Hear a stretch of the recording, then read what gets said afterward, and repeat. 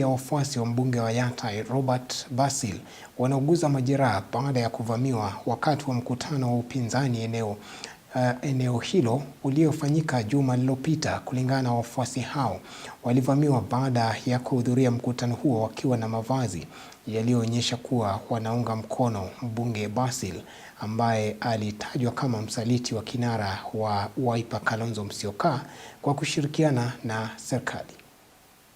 Chenye tumeona tumepewa vibaya kama wamama. Wenye walikuwa na nguo za Basil, walikuwa wanarushwa, walikuwa wanakimbishwa na walikuwa wanatendewa mabaya kama kuchapwa. Na tukaona hiyo sio vizuri. Tulifukuzwa katika mkutano ambao kulikuwa na wanaume walikuwa na mapimbo. Walitusukuma watu wa Basil tuondoke katika mkutano. Nilipigwa mgongo na hizo lungu wanakuanga nazo, wakanipiga mateke. Hata hii mkono moja imefura.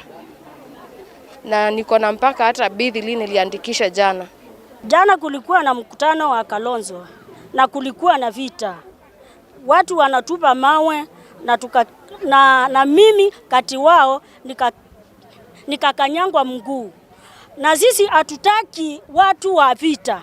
Tunataka watu wa kufanya kazi. Sisi tunachagua wale wanaleta maendeleo. Mimi na Andres Kamba Nation.